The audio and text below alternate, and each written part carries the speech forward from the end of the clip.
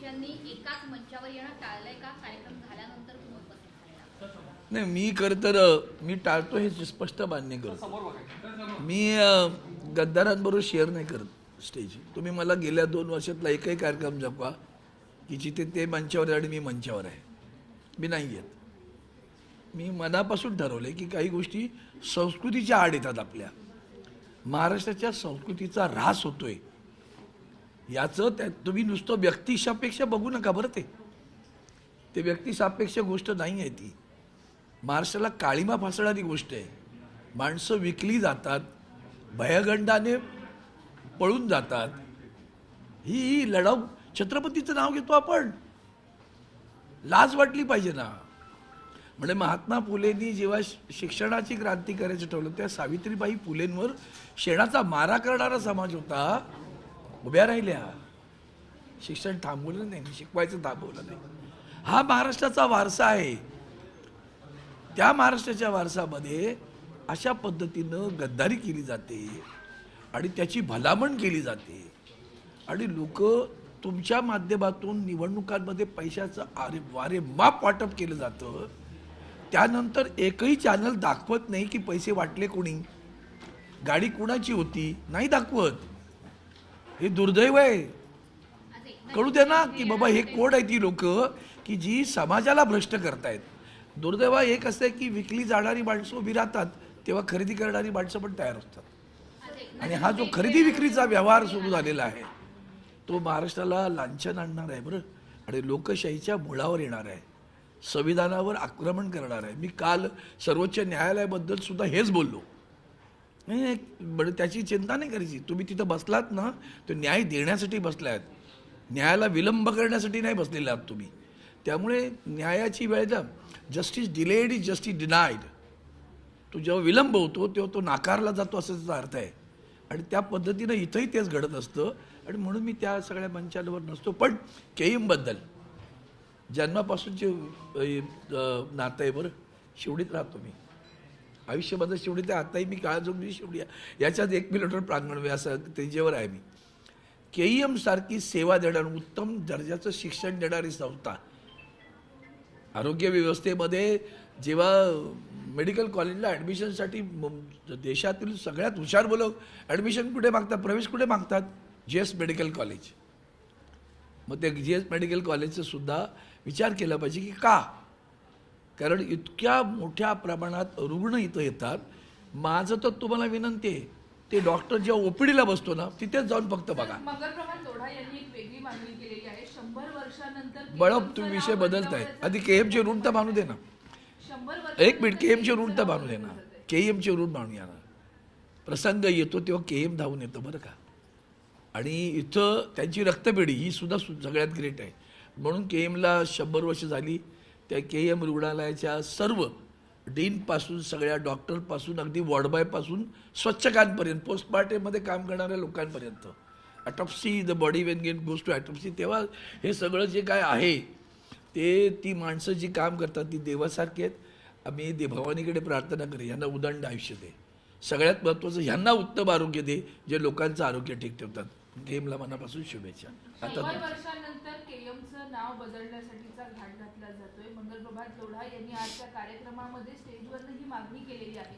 100 वर्षात त्या लेवलचं KM रुग्णालय कुठेही मुंबईत साकार करता आलं नाही. मग हा नाव बदलण्याचा घाट का? तुमच्या प्रश्नाचं उत्तर आलं, छान आहे.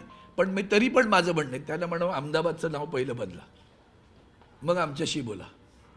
तुमचे पंतप्रधान देशाचे राज्याचे मुख्यमंत्री होते 12 वर्ष, 14-15 वर्ष. आता देशाचे पंतप्रधान 11 वर्ष झाली. अहमदाबादचं नाव बदला आणि इतरांची नाव बदलण्याचं नाव बदलून कर्तृत्व नाही होत बरं. मग गुलामीच्या जोगण्यात अहमदाबाद नाही का? अहमदाबादचं काय? अहमदाबाद स्वातंत्र्याचे आहे का? अहमदाबादचं नाव स्वातंत्र्याच्या जोखड आहे की गुलामीचं जोखड आहे ते सांगून टाका. पहिलं ते करा. चॅरिटी बिगिन्स ॲट होम असं इंग्रजीत म्हणतात. स्वतःपासून सुरुवात करा. So let us start that from Ahmedabad. तिथून सुरुवात करा ना. मग पुढचे प्रश्न येतील तेव्हा बोलू आम्ही.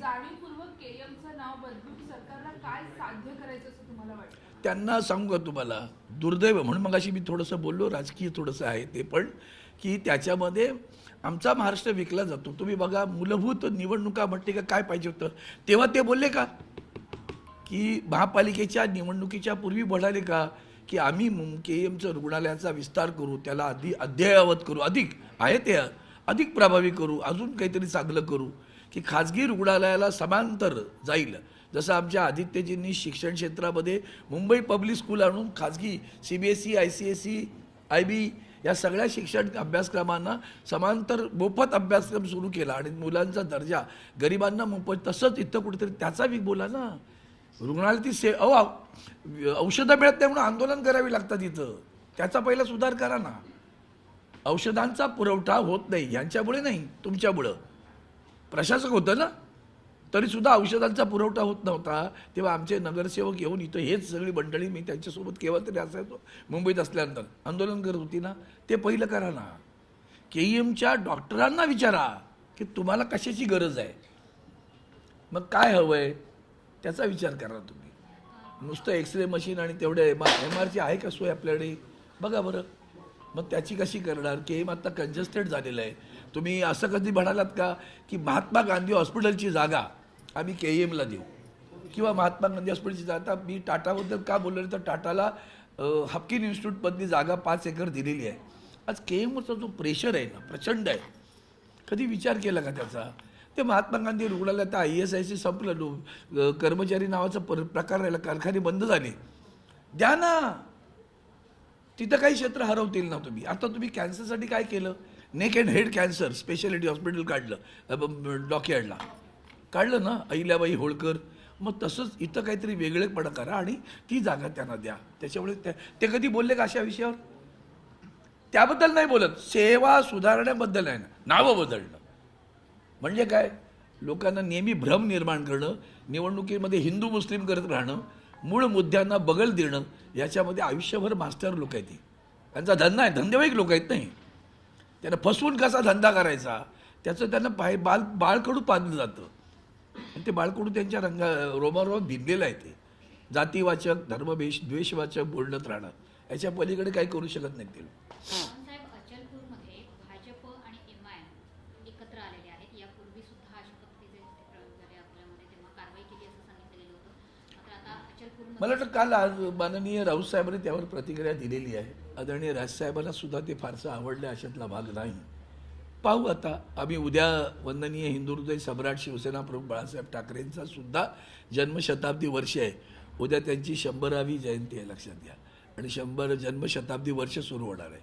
त्यामुळे काय योगायोग आहे मला माहिती नाही. तुमचं त्यांचं असं योगायोग आहे असं. अचलपूरच्या बाबतीत भाजप आणि MIM सोबत आलेला आहे. यापूर्वी अकोल्यात तसा प्रयोग झाला होता भाजपने, त्याच्यानंतर निर्लज्जम सदा सुखी, सत्तातुराम न भयम न लज्जम.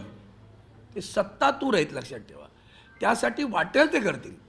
साम दाम दंड भेद हे सगळी अगदी छोटे वाक्प्रचार झाले.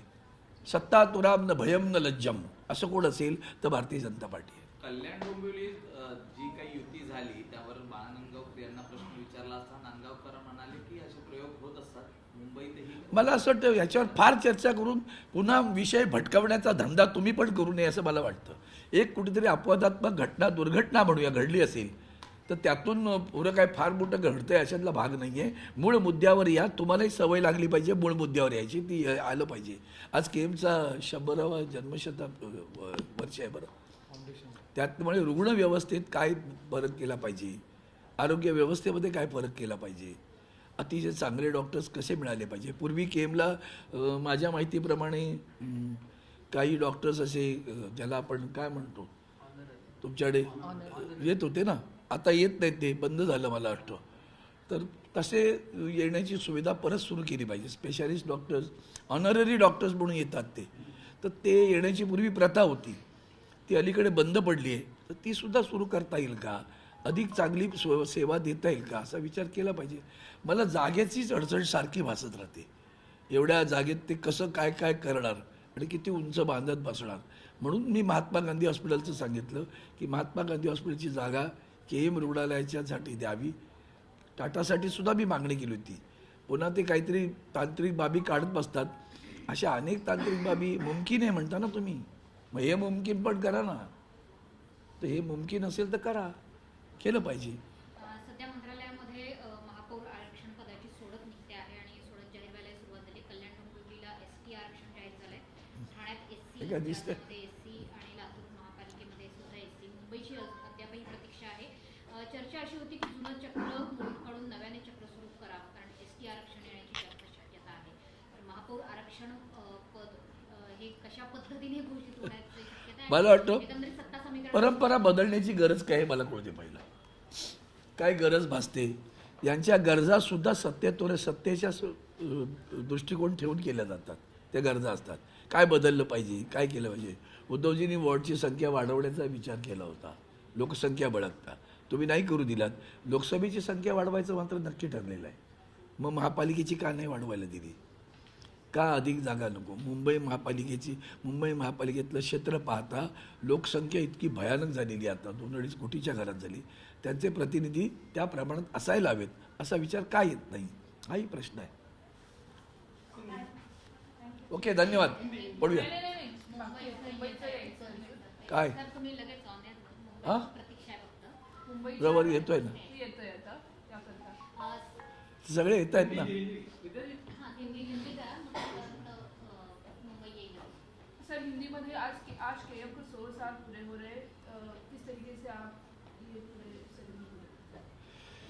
आप जानते हो कि पूरे देश में अगर महानगरपालिका, सभी महानगरपालिका का विचार आप करेंगे तो आपको पता चलेगा कि इस देश में मुंबई महानगरपालिका जैसी स्वास्थ्य सेवा देने वाली कोई संस्था नहीं है, मुफ्त में देने वाली. अगर स्वास्थ्य सेवाएं अगर आप देखोगे तो मुंबई महानगरपालिका के सारे अस्पताल जाइए, उसके साथ में ना सिर्फ वो स्वास्थ्य की सेवा देते हैं, वो महाविद्यालय भी चलाते हैं. और उस महाविद्यालय में प्रवेश लेने के लिए सारे जो बच्चे छात्र है, वो छात्र चाहते हैं कि हमें जीएस मेडिकल में मिले, लोकमान्य तिलक में मिले. क्यों? क्योंकि यहाँ अच्छी तरह पढ़ाया जाता है, उसके साथ में एक अनुभव भी अच्छा मिलता है. क्यों है मुंबई महानगर पालिका, जो महानगर पालिका इतनी सस्ते में इतनी अच्छी सेवा देती है, ऐसी सेवा देने वाली कोई महानगर पालिका है. आज हमारे केएम रुग्णालय को 100 बरस, शताब्दी वर्ष है. अब सोचिए कितनी बड़ी बात है कि एक संस्था 100 बरस चल रही है. कितने दिन आए, कुछ दिन तो साहित्यिक निकले, साहित्यिक थे, इनका कल्चरल एक्टिविटीज़ में बहुत अच्छे लोग हैं, लेकिन सेवा देने में कोई उसकी मतलब उसका नज़दीक भी नहीं आ सकते, किसी भी वक्त आओ. और उसके साथ में हमारे सब सारे जो पार्षद चुनकर आते हैं ना, वो और ये इतना मिलकर काम करते कि पूछो मत. तो आज उनको शुभकामनाएं देता हूँ. शताब्दी वर्ष पर शुभकामनाएं हैं. अच्छी सेवा देने के लिए जो भी चाहिए, हम जनप्रतिनिधि हैं और आप चाहेंगे तो हमें बताइए कि भैया ये चीज़ों की आवश्यकता है, ये यंत्र चाहिए, तो हम करेंगे उसके लिए. ये तो बोलने वाले लोग हैं. हम आज विपक्ष में हैं, लेकिन विपक्ष है मतलब ताकतवर विपक्ष है. और खास करके केएम, लोकमान्य तिलक, नायर, ये सारे जो महानगर पालिका के रूरल है, उनकी व्यवस्था और अच्छी कैसे करें, उसके लिए हम प्रयास करते रहेंगे. मैं शुभकामनाएं देता हूँ सभी डॉक्टरों को, सभी नर्सेस, वार्ड बॉयज़, सभी मतलब जो कर्मचारी स्वच्छता से लेकर पोस्टमार्टम तक काम करते. कभी कोविड में सोचा कैसे काम किया होगा इन्होंने, जाने बचाई है. वो महात्मा उद्धव जी ठाकरे साहब थे जो टास्क फोर्स बनाए थे, टास्क फोर्स में डॉक्टर वोक करके तभी उड़ीन थे यहाँ, वो भी थे, उसमें थे. तो सारे लोग ऐसे ही एक मतलब इन्होंने कसम खाई हुई है सेवा देने की. धंधा करने वाले डॉक्टर यहाँ नहीं है, सबसे बड़ी बात है. जिंदगी भर सेवा देते हैं ऐसे लोग हैं. तो मैं उनको शताब्दी वर्ष पर शुभकामनाएं देता हूँ. कार्यक्रम उसमें जब पालक मंत्री ये कहते हैं कि नाम बदल दीजिए, केएम गुलाबी मानसिकता का प्रतीक है, तो कैसे नाम देखो, नाम बदलने से कारोबार बदलता है कि वो सब महत्वपूर्ण होता है. अगर नाम बदलना ही है ना, तो उनको कहो अहमदाबाद का नाम पहले बदल डालो, फिर हमसे बात करें. वहाँ तो देश के प्रधानमंत्री, मुख्यमंत्री भी रहे, इतने सालों से वो नाम नहीं बदल सकते. अहमदाबाद है और भी है वहाँ गुजरात में, वैसे तो है ना, सीमा आए तो वह हमारे ही लोग थे ना, ये नहीं भूलना. ऐसे गद्दार उस वक्त भी थे और आज भी है. ये महाराष्ट्र की संस्कृति को ठेस पहुंचाने वाली बात है. सबसे बड़ी बात अगर जनतंत्र की बात करें तो आज संविधान को ठेस पहुंच रही है. जबकि हम चाहते हैं कि न्यायालय उसके ऊपर ध्यान दे, लेकिन देश की सारी संस्थाएं, वो न्यायालय हो, ईडी हो, सीबीआई हो, इनकम टैक्स हो, सारी संस्थाएं भ्रष्ट हुई है। न किसी में ताकत है कि सत्य को लेकर खड़े करे।